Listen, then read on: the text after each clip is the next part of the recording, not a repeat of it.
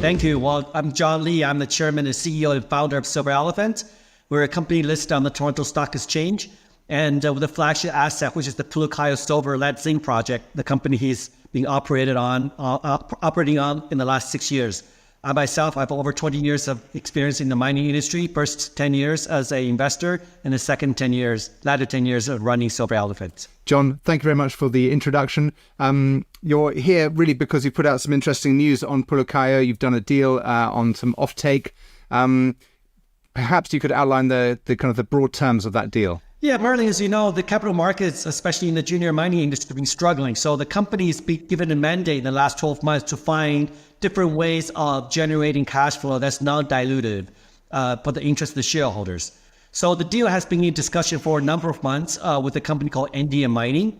And what Andean has is they have a oxide processing facility about 180 kilometers away from Silver Elephant's flagship project, Pulacayo, in Bolivia, by paved road. And Merlin, I had talked to Matt about 4 months ago. I mean, Pulacayo is a big project, over 100 million ounces of silver in the ground. It has that oxide layer that's fairly high grade. And so so we were able to manage to transact with Andean Mining, and literally looking at a truck and shovel operation of getting that top layer oxide from the deposit and have it trucked to Andean. And in the process, Andean is going to reimburse Silver Elephant for certain operating expenses. In addition to that, it's going to provide over $5 million US, about 6.5 Canadian dollars in cash flow into the parent company for just providing that technical expertise, the data room access, and just overall facilitating to making sure a smooth operation of that shoveling and trucking operation. Marlon. And from that phase one oxide plan, in that conceptual pit, you've got about 800,000 tons in the indicated category and about 235,000 tons in the inferred category. Yes. And the grades are that the 800,000 tons is coming at around 239 grams per ton silver. They pay you for your costs, so you get paid for a cost, and you get this $5 million payment. But there's a kind of a kicker if the silver price rises. But there's no it's not on the amount of silver that comes out that you're getting paid. Is that right? That is correct. That is correct. I mean, one of the things it's a bit of give and take, Merlin. So in foregoing the upside for silver, so the payment $5 million is now linked to the silver price, but it's more linked with the time frame. So think of it more like you going into for lack of a better example, a Chinese buffet, and all you can eat, but you would give us a certain amount of time. A certain amount of time. It'll be 5 years and a cap of 800,000 tons. And if you can buy more than 800,000 tons, which means that there's probably additional discoveries being made, or they're going after lower cutoff oxide materials, maybe because of rising silver prices, then a separate deal will have to be made. However, we didn't give the farm away, meaning that I think, first of all, the silver oxide is around 6 million ounces, about 5% of the overall resource of the Pulacayo project. And secondly, we're going to get additional $1 million payment if silver goes over $28, and another $1 million payment when silver is over $32. And one thing more that I just want to preface that I've known this project for almost 15 years when I first started in the silver mining investment business, and we're very fortunate to get this project 7 years ago in 2016, so it was 7, 8 years ago. The days of 200 grams of oxide on surface is long gone. And so I think just because there's been a few transition of the project's ownership, and also that the company was really focusing on expanding, chasing the elephant, growing that resource. So there hasn't been a lot of attention on this 800,000 tons of oxide materials on surface, even though it doesn't seem a lot, 800,000 tons, but you're looking at 5 to 7 million ounces of silver. And that's what I said, because of this downdraft in the junior mining, market, sort of given us a sort of a stepping back a bit and giving us sort of an overall look at how can we extract value. And in hindsight, I was like, well, 10 years ago, silver is $15, 15 years ago, and now silver is $25, and this 800,000 tons actually spell out to over 100 million ounces of silver in the ground, of which I think we're very pleased to have struck a deal where where Indian is getting replenishing their plant utilities utilization, and we're getting a good upfront payments of which minimizes dilution for our shareholders, Merlin. Okay, but you say that the days of 200 gram silver and oxides are long gone, but there's a little bit left, which is what they're going after, isn't that right? Well, meaning that greenfield exploration project, if you have had 200 grams of silver oxide on surface with good tonnages, they're most likely have been already being shoveled and bought out by the likes of Pan American and Silver Standards and all these other majors. So my point is there's not a whole lot of oxide projects out there on near surface at this kind of grades. They're still yet to be controlled by a junior, Merlin. Okay, and so they're going to truck it 180 kilometers. And so they've done the calculations. They think that they can pay you for the kind of the expertise that you're providing, your cost tranche, the trucking, the mining operation, the trucking and the processing, and they can still make some money on it. And you'll be making about $1 million a year, up to potentially 1.25 if the extra kickers come in. What does that money do for you in terms of survival and then thriving? You've got to survive and then to thrive. Right. Well, really, you brought up 2 points. I think, first of all, if you look at Indian, let me just say they're a terrific company to deal with, and really a first class, very professional, and there's a lot of synergy and formidable force, because they also had a good track history record in operating in Bolivia, just like Silver Elephant in the last 10 years. They're currently producing about 4 to 6 million ounces per year. And, at a very modest rate of something like around 500 tons per day, the Pulacayo oxide operation could add, fairly significant, maybe 10 to 30% of their overall production and head grades improvement. Right now, they're mining head grades about 100 grams to 120 grams per ton. So this is going to be a welcome sort of a blending into their existing operations. And I think they've done their maths very well. They're a very good operator and have very good financing. So I think they probably, and their stock went up, last couple of days with good volume. So I think that it is a synergistic operation for them.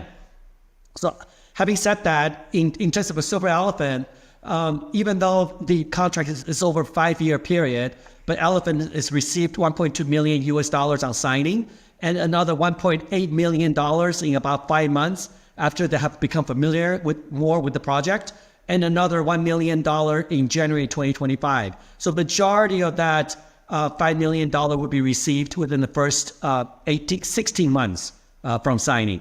And $5 million US to $6.5 million Canadian is more than covers the company's G&A. So the company is not looking to raise additional capital at this point. And I think the market right now, Merlin, the market's not rewarding for even sort of above average drill results. And given the advance of the project, over 100,000 meters already drilled, rather we're going to be deploy that capital in more towards helping Indian and community relations and also getting the project fully permitted, which we expect to be sometime next year.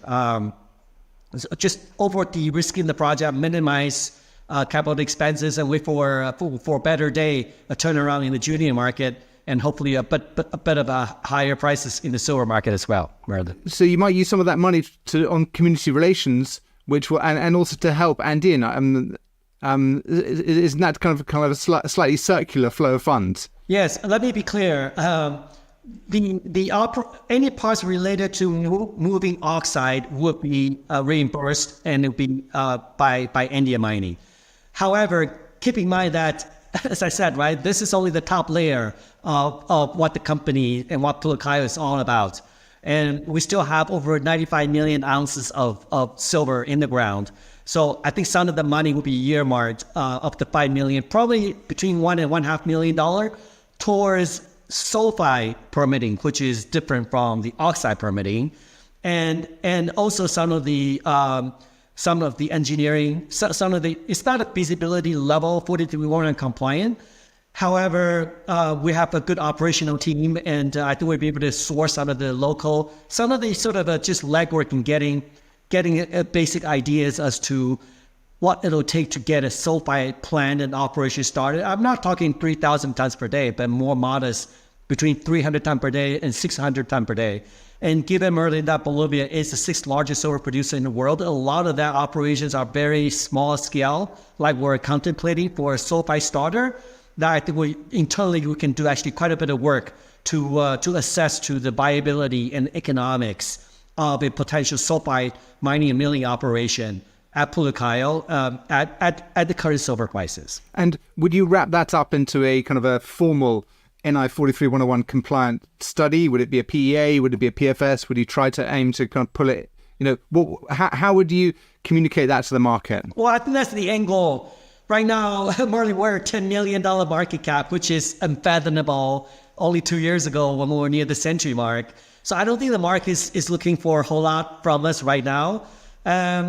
So we try to be as entrepreneurial as we can. Let's do a bit of internal studies, getting some collection of data. And if we do feel that the project is feasible or at least has some bite to it, that it could generate cash flow with a good return of capital within a good period of time, as Merlin knows, so that the interest rate right now is very volatile.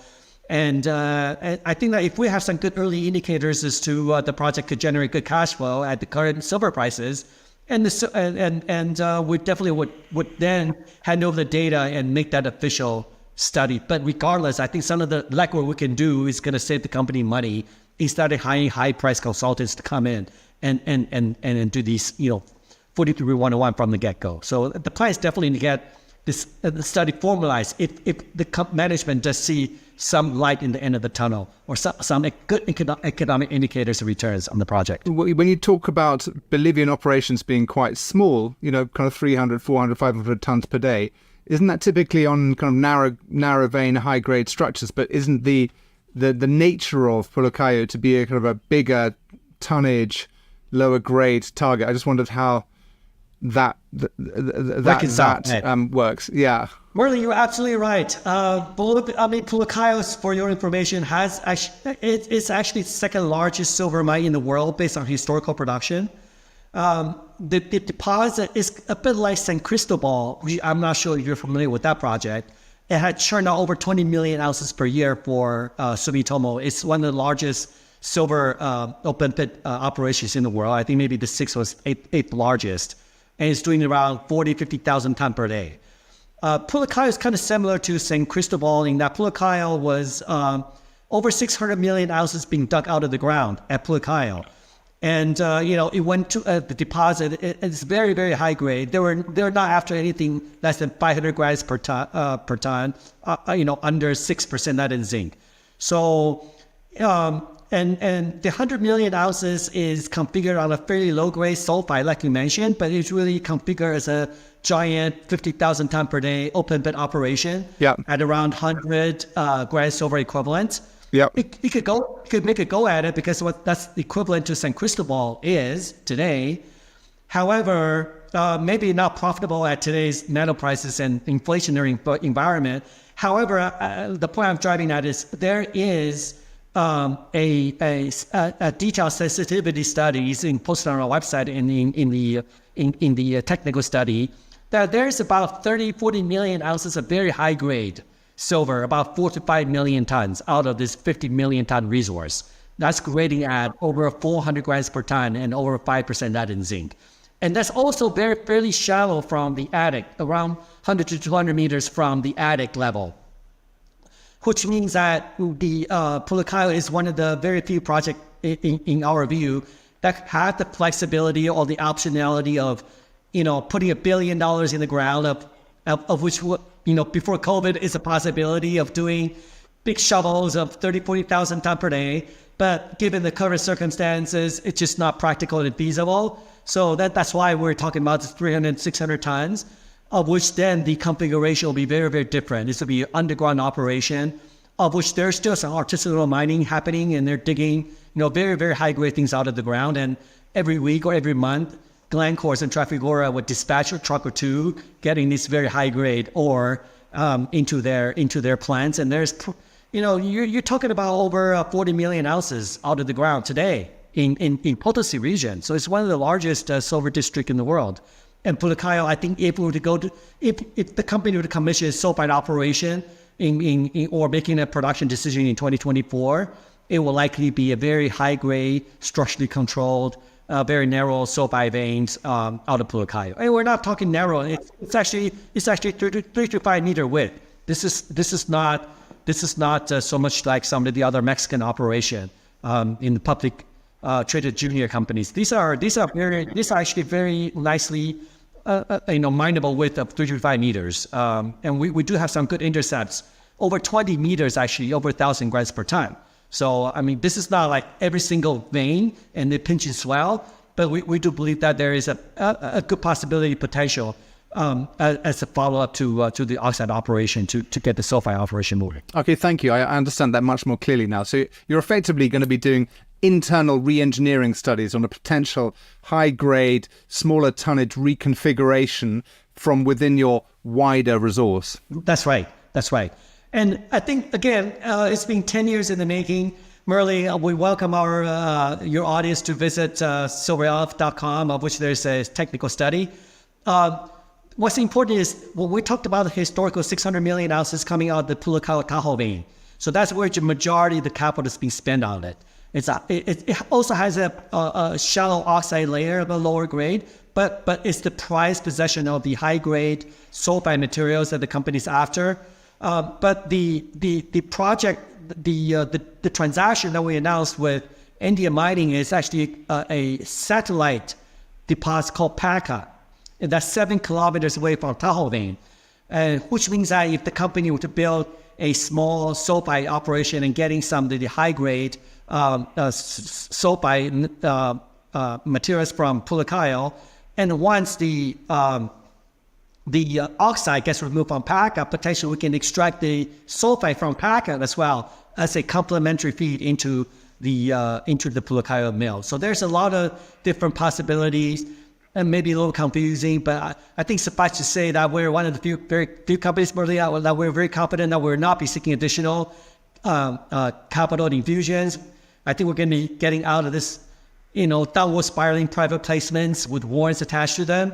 And at the current market cap of $10 million Canadian with over $40 million US sunk into the project, over 100,000 meters drilling, I think that, these are a couple of differentiators that really felt setting Silver Elephant apart from a few other of our peers that are struggling right now. And that's what Bell is compelled to get on your program and share this really very exciting development for Silver Elephant at this stage. So sorry, in that you said you don't see the need for external financing, but you'd be willing to kind of go to the existing shareholder base to kind of do kind of incentivized capital raise. Did I understand that right? No, that's not in the cards. Like I said, if we execute the business plan well, we anticipate, we expect $3 million US coming in before end of January, 4 months from now. So that's $3 million will be close to 5 million Canadian. That's more than of our capital G&A for till the end of 2024.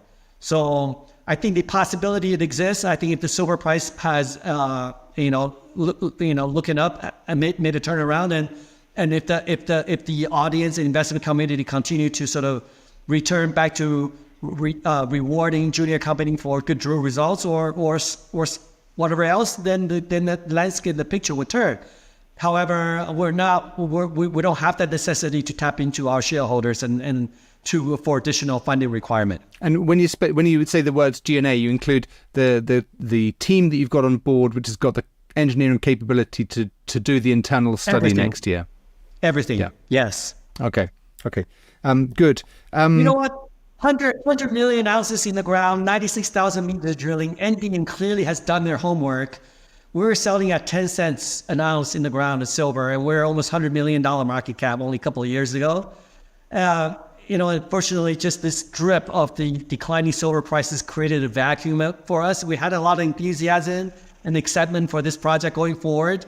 And, I think now is a good opportunity for investors looking to rebalance their portfolios or looking for projects that doesn't have this dilution concerns on the horizon. It's an interesting project to look at, Merlin. You said that your shareholders earlier in the interview. You said that your shareholders are not expecting too much from Silver Elephant. What would you like to be able to? What do you think they should be looking for? What do you think they are looking for that might help the company kind of get more traction in terms of its valuation? Well, Merlin, the story is well told. 2 years ago, Silver Elephant was trading 100% of its float on a quarterly basis, and we're one of the highest. We're the top OTCQX top 50, so we're in the highest volume trading in all of pink sheets in the United States. So I think the story is well told. I think the key here, Merlin, is having the management set objectives and goals of which we can achieve. And we're not looking something like a pie in the sky, right? But right now, that's just stick to the basics. Make sure that we don't overstretch ourselves in our expenses. We control our expenses well. Cut off all discretionary spending, and then bring the story back within the investment community, which is working closely with the Indian mining, make sure that they're happy customer, deliver the oxide layer materials, continue to strengthen our local communities and with our government relationship, and then advance almost on a stealthy mode on our potential sulfide operation and make a construction decision after we understand, have a very clear understanding. It has a very conservative approach and has a very tight hands-on with the cost of the sulfide operation. And at that time, let's look at the capital market at the time to see if there's additional partner, maybe Indian or maybe some other companies that we have talked to that were interested in our operation. And there are a number of them, in fact, are in our data room. And then towards the end of next year, 2024, and then maybe potentially make a construction decision on a sulfide operation, and with some innovative, creative, alternative financing to minimize that dilution, to put that mine into production for the sulfide operation. 2024, sorry, I don't want to put words in your mouth, but what are you trying to get done in 2024? Kind of advance the sulfide on a stealth basis and potentially reach a construction decision? Yes. Okay, well, there we go. That would certainly be something for shareholders to look forward to. Well, as a next step plan, right? From India, because $5 million is good for probably early 2020, into 2024, 2025. So then the shareholders will be staring at a sulfide potential, a sulfide deposit. It has high grade, it has open pit potential, but what is the next step towards that?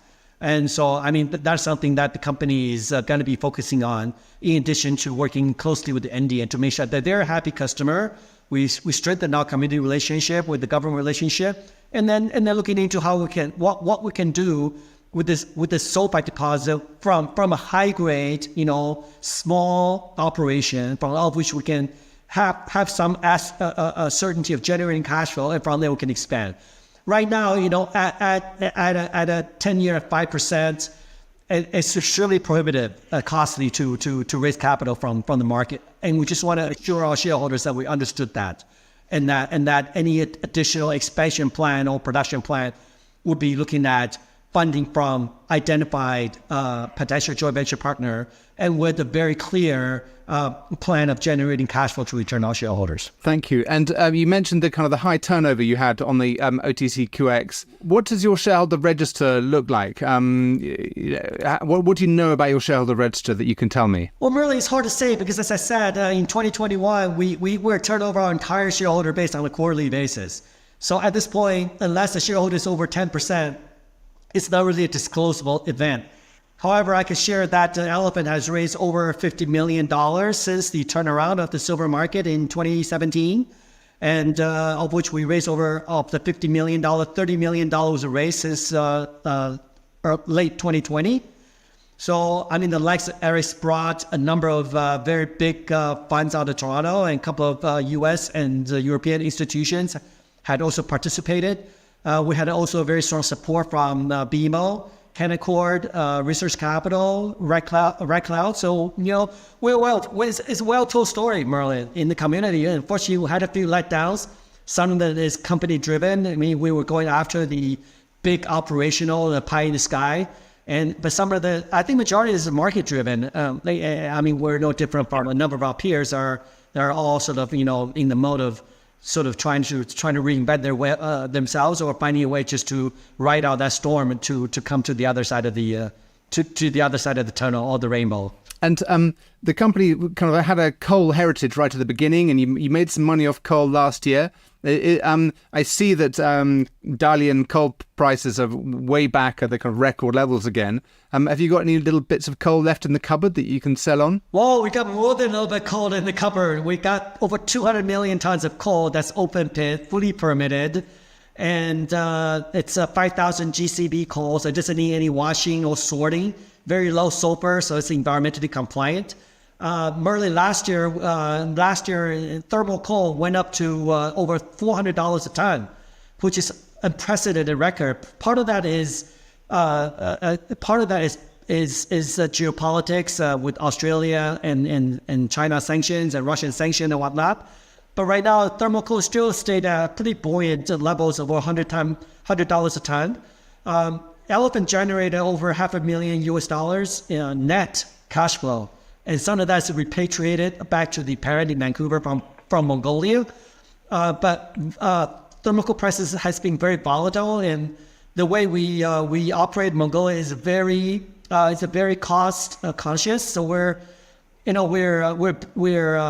are lending equipment, we're borrowing equipment, and our team is very lean and mean.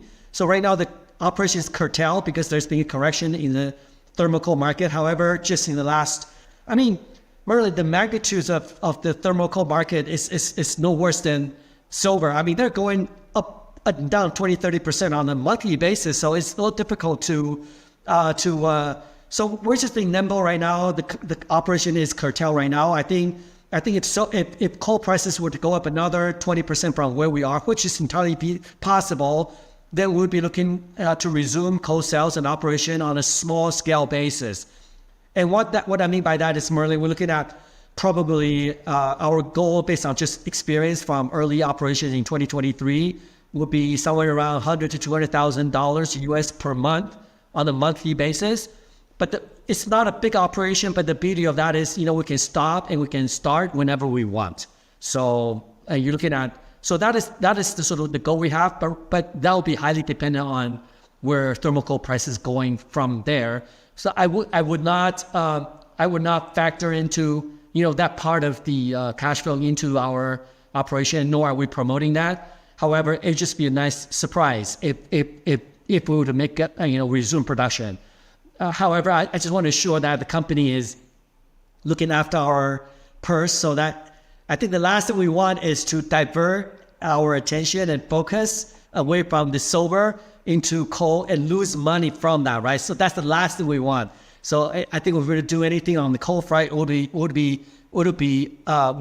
think first of all, making sure that we're not losing money. And then secondly is, trying to make sure we are nimble and flexible to operate depending on the thermal coal price. And third, if we can extract, reasonable $100,000 per month from Mongolian operation, we'll be very happy to take that. So in essence, you have to not move on anything until you're sure that the margins are going to give you that profit. Or if we can get one of these partners, kind of like Indian, that would be willing to forefront the capital, provide the mining expertise, provide the equipment, cover all the basic expenses, then we're definitely are willing to do that. And we actually, some of the customers that we sold to in January 2023, which we disclosed, they're a very, very big shop in China. They import 20 million tons of coal from Mongolia. So they certainly have the capability in technical and financial and in relationship to move this project that we have in Mongolia called Ulanovu to the next level. But I think parties just all are looking for a better stabilization in thermal coal prices before we advance our discussion toward the next step. Yeah, and you're not going to change the name to Coal Elephant. Well, you know what? We had, a company had a bit of a history you can look into. We spun out the nickel asset. We spun out the vanadium asset. We spun out the royalty company. So it's one for four, which has never been tried out and precedented on the TSX.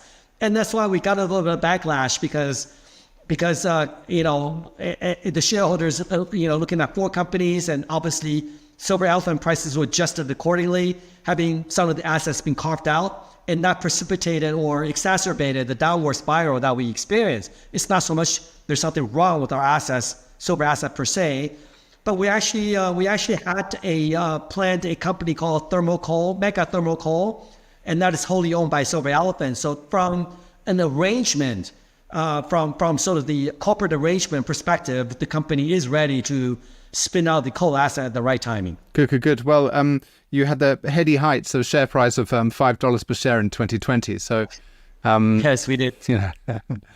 It's a long way back. John, thank you very much for taking the time to explain what your plans are. In terms of the news flow for the next few months to the end of the year and perhaps into the first quarter of next year, can you kind of give me some indications of what you're hoping to put out? Certainly. Well, I think Merlin, given, as I said, our market cap of $10 million Canadian with over 100 million ounces on the ground and no bank debts, very little debts to speak of. Maybe it's a choice to our shareholder that there are not going to be negative surprises coming on the horizon. Is what they want to hear, that there's not another shoe that's going to drop. And I think that's first of all. And secondly, we're working we want to make sure that we want to support and making sure Indian is successful in their operations and get their trucking and shovel operations started before end of the year. Have a ribbon cutting event inviting communities and government, and then so that we can in order to receive the second payment, which would be $1.8 million US in January 2024. That's only 4 months from now. So then the company will be well financed for our entire G&A and objectives for 2024. And then hopefully at the end of 2024, scheduled to make a news on our sulfide operation, right? And I think that'll be very welcoming news. And in addition, there's another $2 million from Indian payments in January 2025. That's $1.5 million. And then another half a million in 2026. We want to make sure that we continue to support their endeavor, making sure that they're successful. While in the meantime, restart our conversation with a number of majors that we are having right now regarding our sulfide operation. So there's plenty to do. And then if we get a surprising news release from our coal fronts, and that's all for the better. Right now, we just want to make sure we want to plug all of our holes, making sure that we preserve our share count. It's only 30 million shares. We do have a number of shareholders are more retail, private, accredited individuals that are well supportive of our endeavor. Everybody is underwater. A majority, 90% of our private placements were done over $3. We did a small run of less than $1 million at 45 cents. And right now the stock is trading at 25 cents. So we just want to make sure we clean up those loose shares below 45 cents and start to create and build shareholder value rather than having to, dilute ourselves to oblivion, Merlin. Sounds like a good plan. John, thank you very much for explaining it to me, and good luck in the months ahead. And thank you for your time. Terrific questions.